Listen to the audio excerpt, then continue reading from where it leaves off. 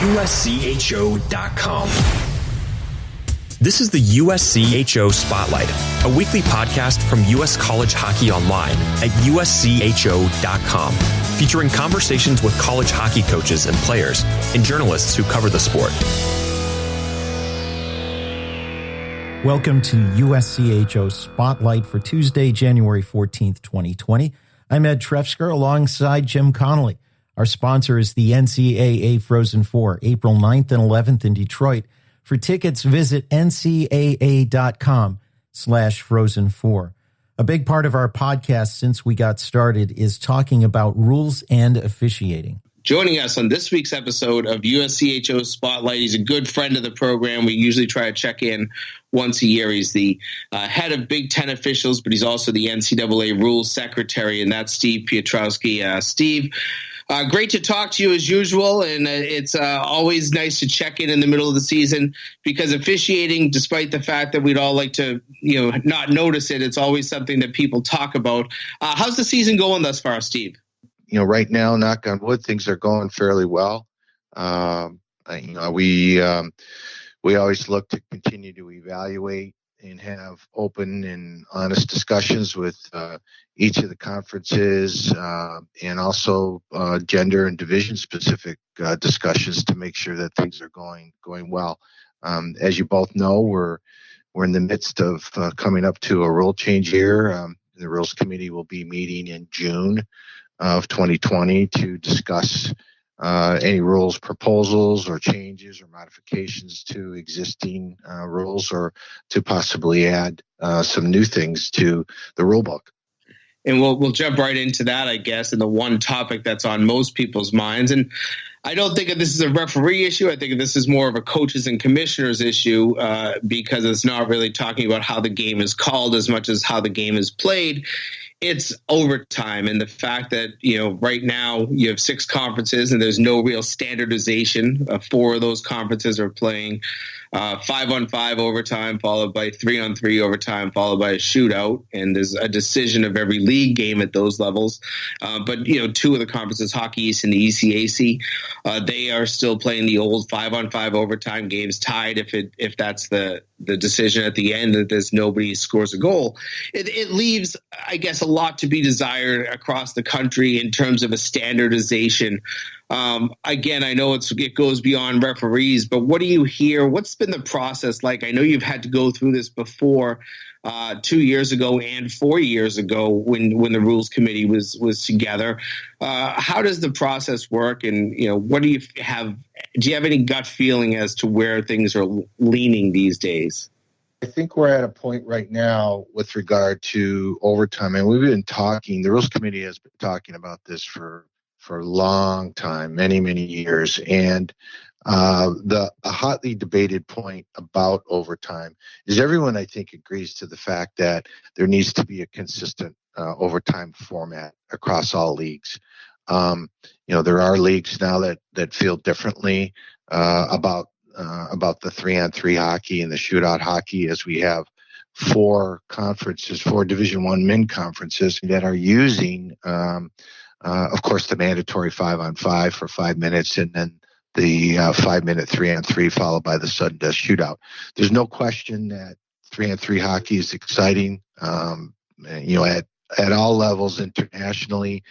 And in the NHL, this format is being used. So I think the fan base is now wrapping their head and arms around the excitement of it. I think the players love it. I mean, we did a player survey last year, and they really enjoy it and are excited about it. I think the real pressing point for the coaching body is what kind of impact, if any, following the 60 minutes is small-sided hockey going to have? Is there going to be an impact on it? So I think that will probably be the biggest debatable discussed point. I think coaches, I think for the most part, can agree that 3-on-3 hockey is exciting and would be willing to try it, but they don't want to see it impacted into the RPI.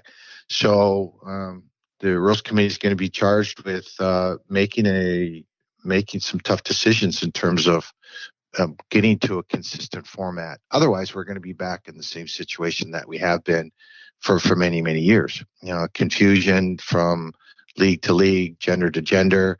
And right now, there are three allowable by rule overtime formats that conferences can choose. The first, of course, is the mandatory 5-on-5, and then the other formats that they can choose is following the mandatory 5-on-5. They can do a best of three shootout.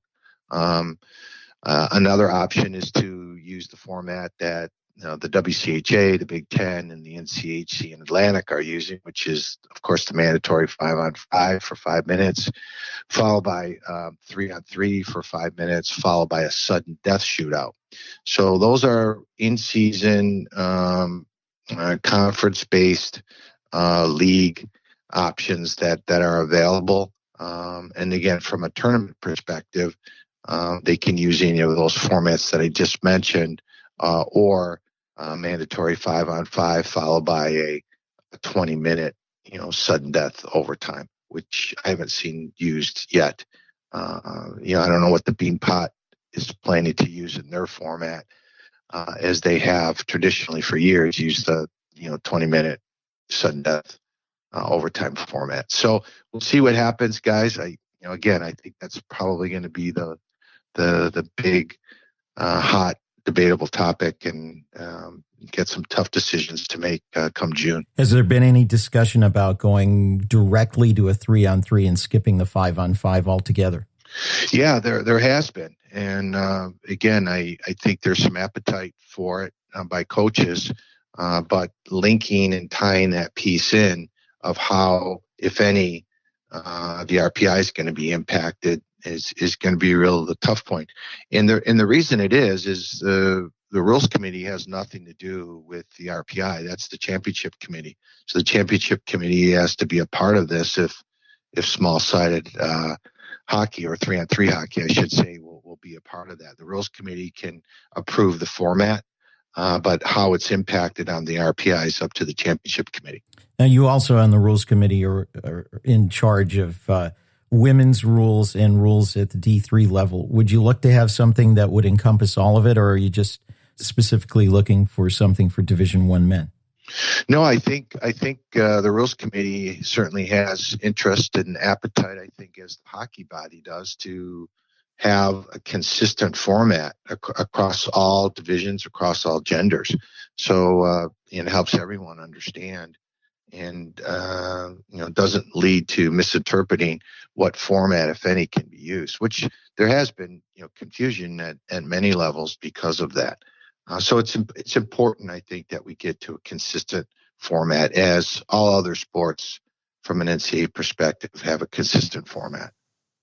I think there's some irony here too, Steve, as we discuss this. I just came back from Vegas. I know you were out there as well.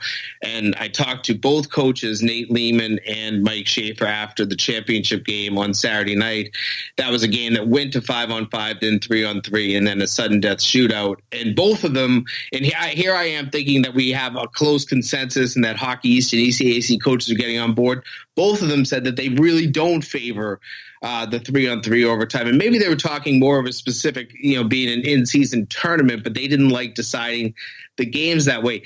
That does seem to be one of the biggest issues, is that the coaches themselves look at it as a 34-game season, and there's such a small margin as opposed to an NHL or, say, a major junior season where you're talking 80-plus games, that they just concern themselves that a loss, taking some sort of a loss in a game that maybe they could have gotten a tie out of might have some more impact. And I guess that is where the rub becomes in this whole argument or discussion, is that you just can't seem to get all 60. At least we're just talking about Division I men.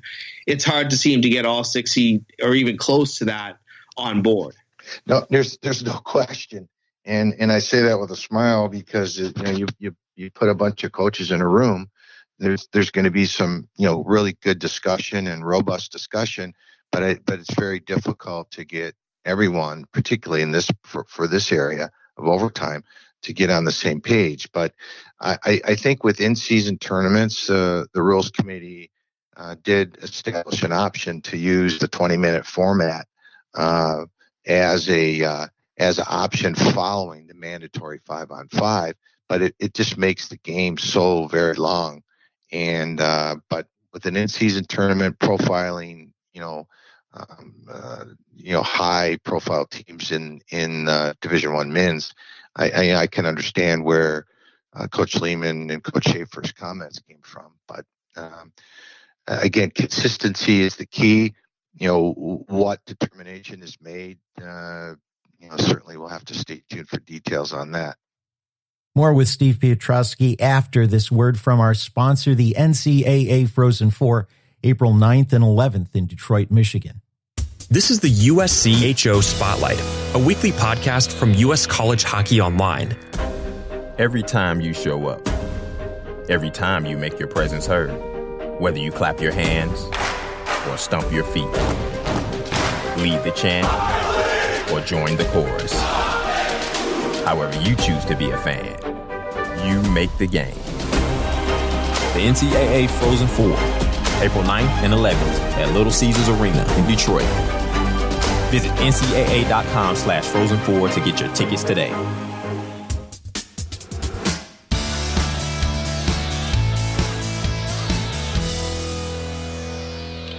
We're talking with Steve Piotrowski. He's the Secretary of Rules for the NCAA ice hockey, and he's also the head of officiating for Big Ten hockey. And Steve, we're talking around this time of year, and we're talking about some of the big issues, big stick fouls, major penalties, game misconducts.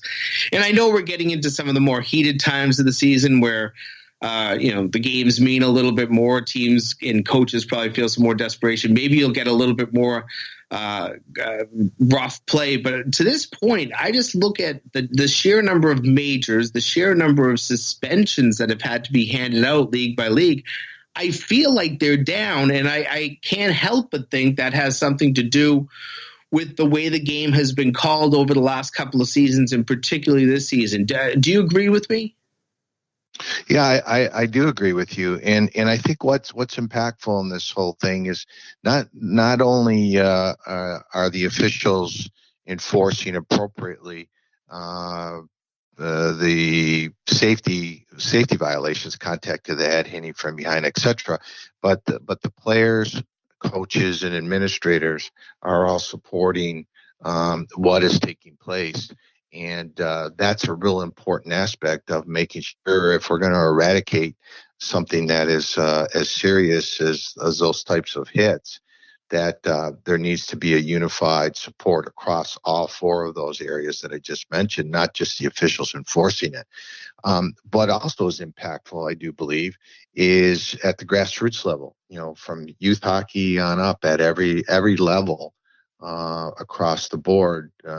Globally, safety violations, contact to the head, and hitting from behind, those types of things are very much at the forefront of enforcement in creating the standard of how fouls need to be called. And I think it certainly has an impact on having everybody adjust. But it's really nice to see, the speed and excitement of the game and the contact nature of it that can still exist. But as a puck goes into the corner, you can see players are truly making an effort to hold up and not drive a guy directly from behind in a very dangerous manner. So it's, hopefully as we continue going forward, we see that adjustment occur and players can play at a high physical level, but yet play safe. Steve, I've also had the impression that with the emphasis on stick fouls, we've seen that go down, hooking and especially slashing. Have you seen that also? Yeah, for the most part, I think what's really important to remember is that, as an officiating body, and again going back to those other groups that I mentioned, players, coaches, and administrators, everyone needs to be on board for that, and we can't ease up on a standard. So if there's a restraining violation, whether it's a hook or a hold, that is being called early on in the year, we have to maintain that standard throughout the season. And if it affects integrity of the play, then it needs to be called. The same thing with slashing. If there's a powerful chop to the hands, arms, stick, body, something that's not an attempt to play the puck, then that needs to be called as slashing. And so I've seen adjustment to that, and all the important elements of creating that standard seem to be in place, and just need to make sure that we toe the line through the rest of the regular season and into the playoffs. Steve, I want to throw in a question here about video replay. And, obviously, I think people will remember back to last year's national semifinal game between UMass and Denver, and there was, so it felt like there were so many plays that had to go to video review in that game. Then a play that, probably should have gone to video review late in the game didn't go. I know it's difficult because every official wants to get the call right. I know it's difficult because when you're talking about major penalties and maybe just qualifying a play, you want to make sure that you're right. But is there a fine line that has to be walked between the ability to get the calls right and the need to just make the right call on the ice and not have too many long stops in the flow of play for video review? Yeah, I totally agree with you in that regard. I think it's important because it certainly has been proven and demonstrated at the college level that video replay has an important role in helping the officials make the correct decision on ice, particularly on safety violations where things happen so quickly. And if an official only has that one look in real time, was it a hit through the body or into the shoulder, or did it go directly into the head? So I think it's had an impact on keeping players in the game that would maybe in the past have possibly been ejected unnecessarily, and allowed the officials to get that call right.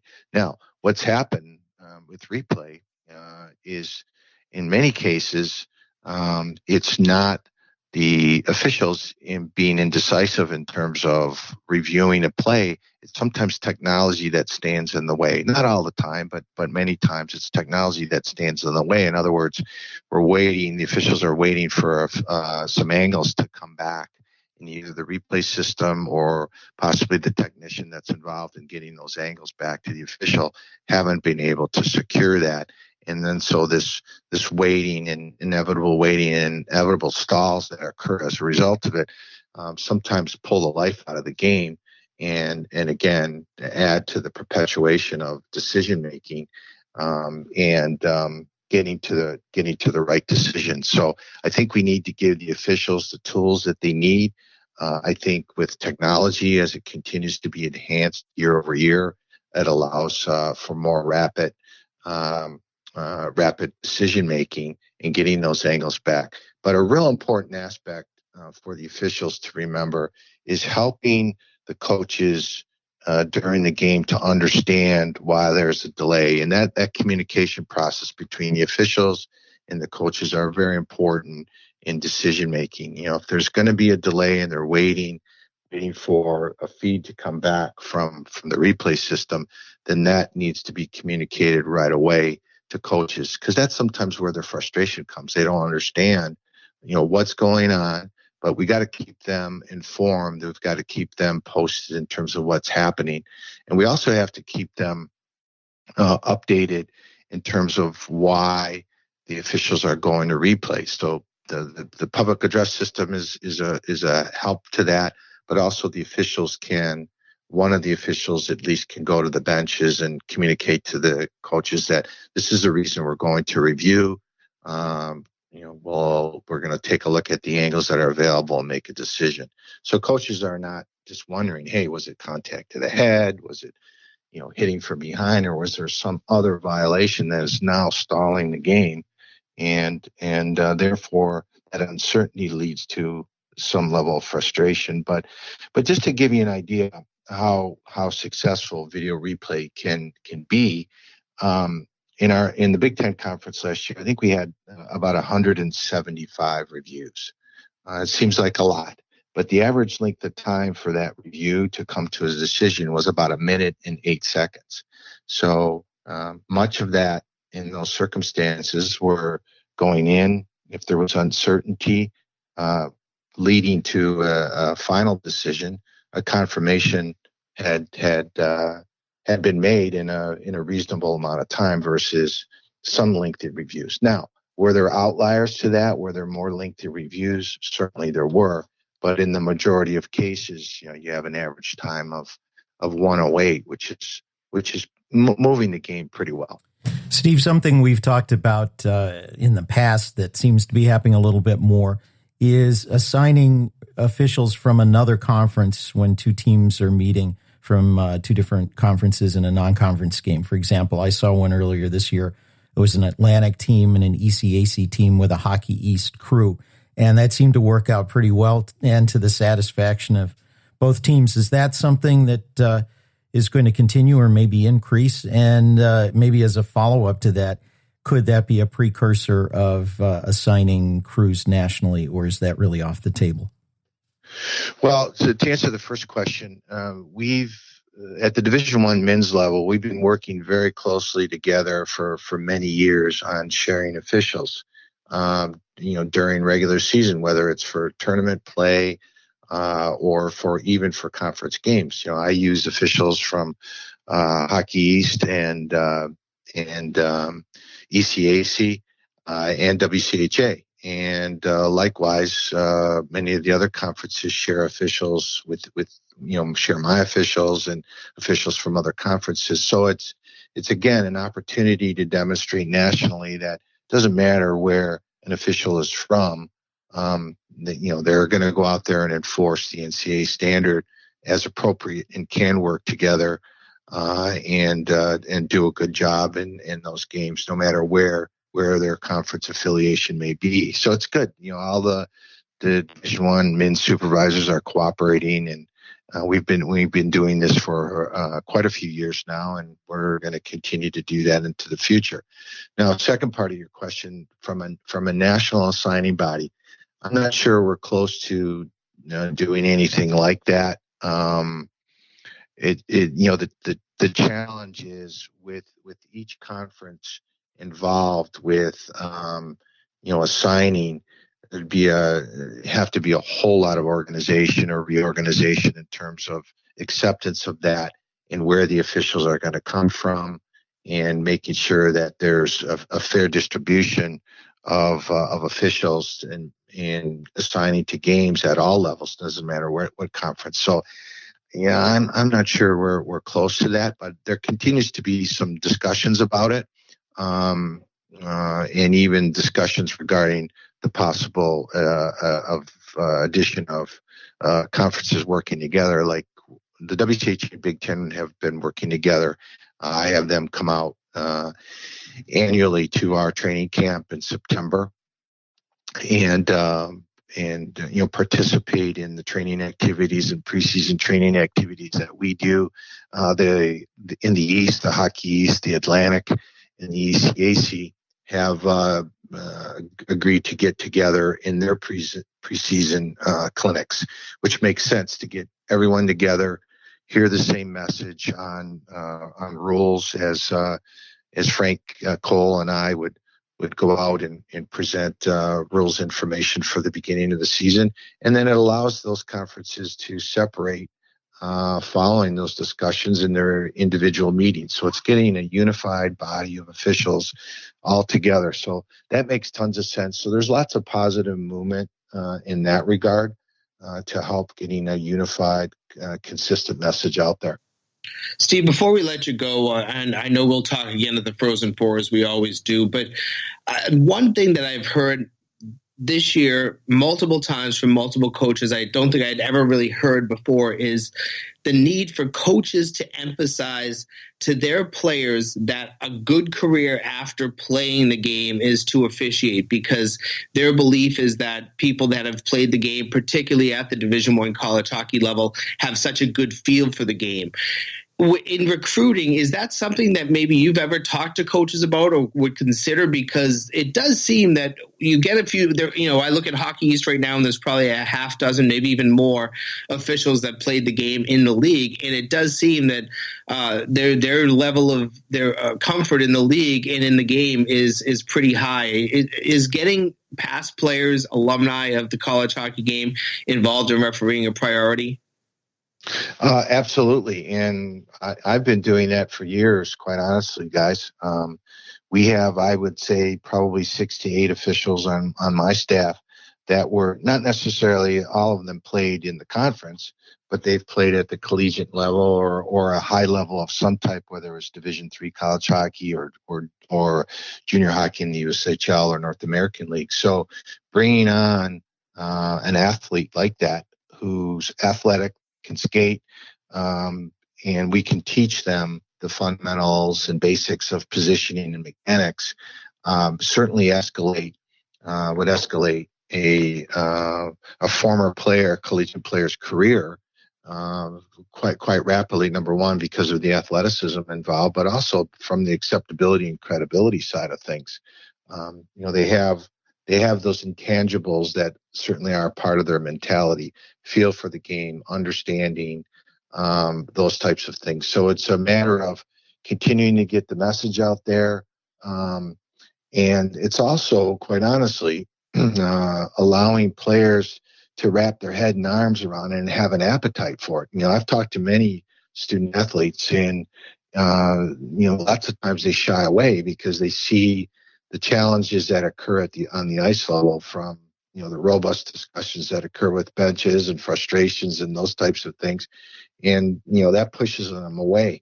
And this is one of the reasons I have concerns at the grassroots level, where you hear these horror stories of young officials at youth levels at all sports being chastised and abused by parents and coaches.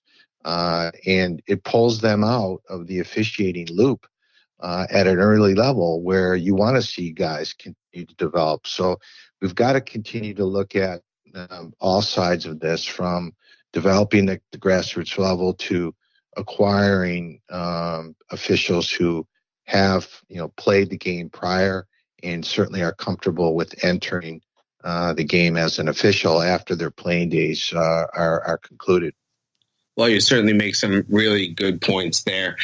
Steve Piotrowski, we always appreciate your openness and candor and the ability to take the time and join our program. It's always good to check in midseason. We'll talk to you again at the Frozen Four, but thanks for your time today. And we always look forward to an open line of communication with you and Frank Cole and the entire NCAA.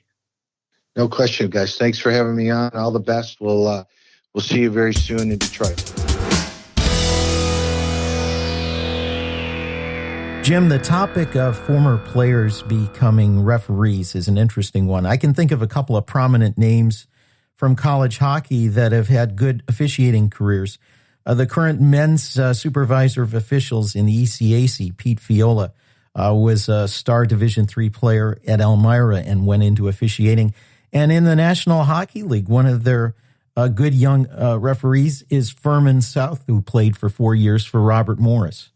Yeah, I think of watching some of the, especially younger officials in Hockey East. A lot of them are coming through the playing ranks, and I think that they've moved up quickly because, as Steve said, they have a feel for the game, and their athleticism level is very high.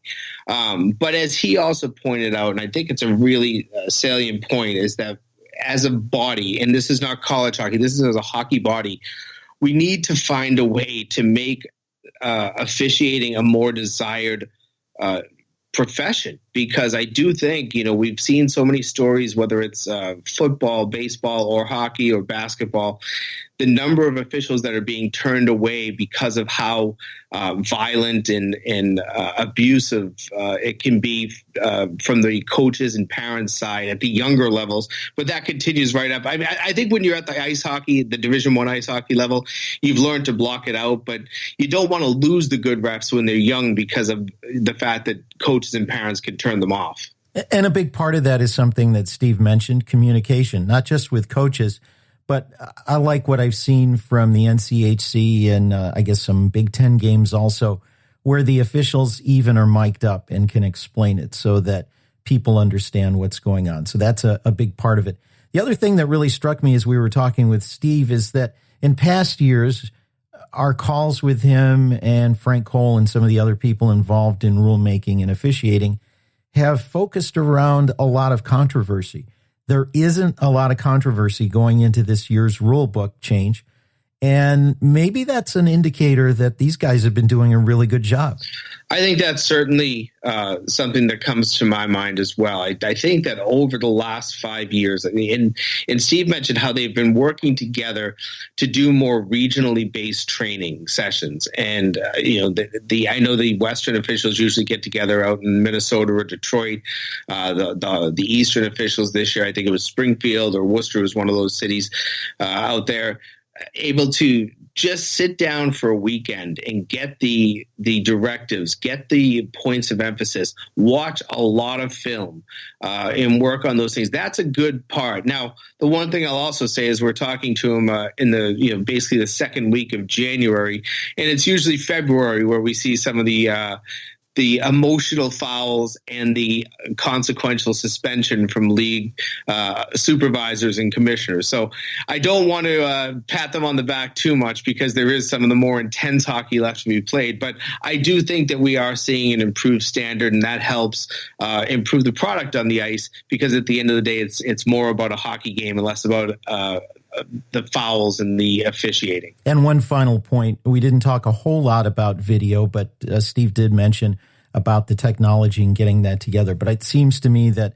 with a few seasons of video under their belt, not only are referees doing a better job using video, but they are feeling more empowered and more comfortable to make those calls on the ice. Yeah, and I think that technology has probably gone a long way too.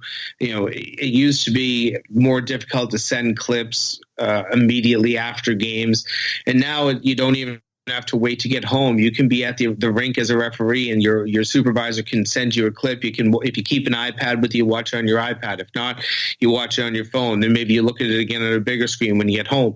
The officials are getting the opportunity to review plays in a more timely manner, and that I think helps them in learning and improving on the ice. Well, that'll do it for our discussion on officials and rules for this regular season, and we'll pick that up again at the Frozen Four in Detroit. Speaking of which, they're our sponsor on this episode, the NCAA Frozen Four, April 9th and 11th in Detroit, Michigan. For tickets, visit ncaa.com/Frozen4. For Jim Connelly, I'm Ed Trefzger, and we'll catch you next time. This has been the USCHO Spotlight, a production of U.S. College Hockey Online. Visit uscho.com/podcasts to listen or subscribe.